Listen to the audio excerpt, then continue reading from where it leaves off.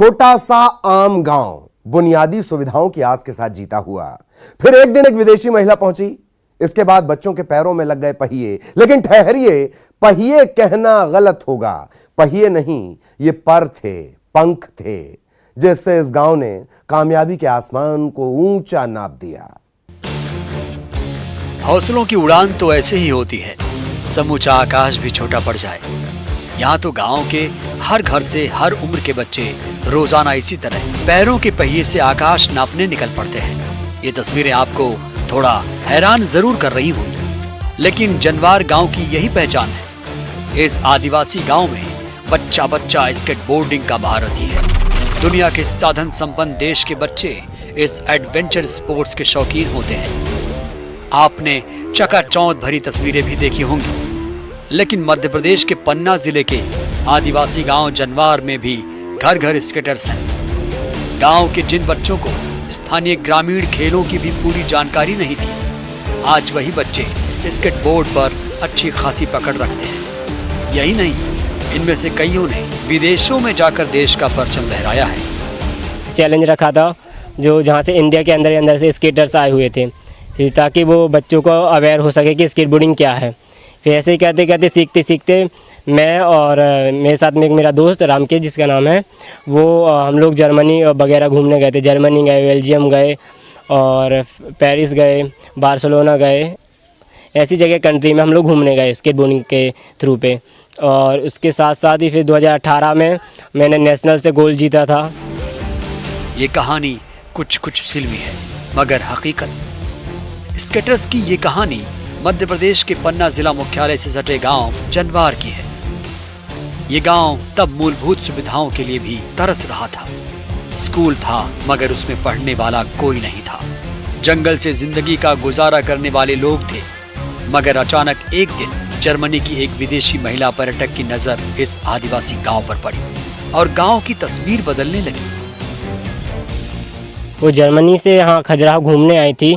जो हमारे पिछले सांसद जी थे, उनके कांटेक्ट से उन लोगों ने कुछ सोचा कि यहाँ पे मतलब एमपी में ऐसे कोई गांव ढूंढे जहाँ पे कुछ वो कर सके, स्कूल टाइप का कुछ खोल सकें।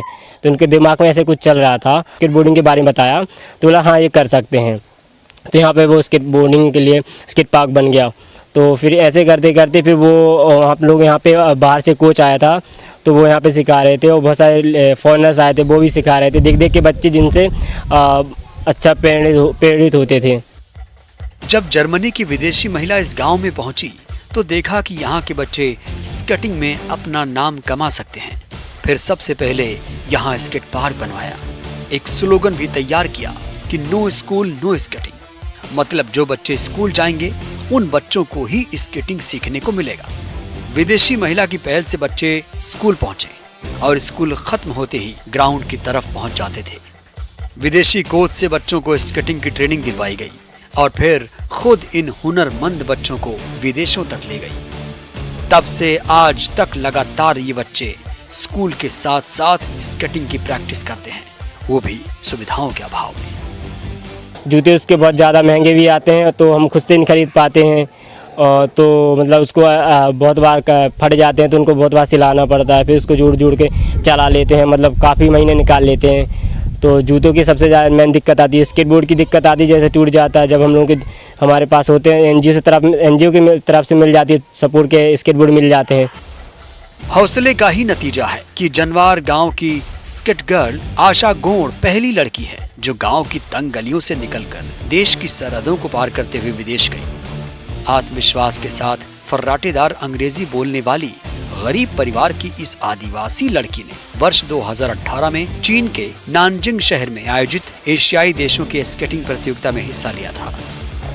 तो लोगों में ज़्यादा वो हो गई थी कि वो बाहर लेके जा रही है, तो मतलब मम्मी पापा को उसके ज़्यादा दबाव आता था कि गाँव वालों को ताने मिलते थे कि इतनी बड़ी लड़की है यहाँ वहाँ भेज रहे हो, कुछ शर्म नहीं है, मतलब ये वगैरह, और क्या उसकी शादी नहीं कर सकते और जो ऐसे भगा रहे हो। फिर नहीं, मैंने मेरे पिताजी ने मतलब उनकी मम्मी पापा से बात की, बोला कि गांव वालों को तो ऐसा कहना ही है, उनका तो मुंह ही होता है कि कहते रहता है तुम अपने में ध्यान दो, बस जो लड़की करना चाहती है उसकी। अभी बोल रही मुझे पढ़ना है, खेलना है, तो उसके सपने पूरे होने दो। वो तो शादी है, एक ना एक दिन तो होती है, सभी की हुई है। करो, जो बच्ची की नसीबा आ गई है तो उसको घूम खेल लेने दो। आप नहीं कुछ कर पाओगे, जितने उसके वो कर देगी, घूम लेगी फिर लेगी।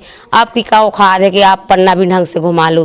बिटिया भी बोली कि मम्मी एक काम करो, किसी की ना मानो, हम आप विश्वास मानो, हम आपके साथ में धोखा ना दे हैं। जितना समय का हमारा वीजा ईजा कुछ भी बने उतने दिन हम रहे हैं, उसके बाद हम आपके पास आ जाए हैं।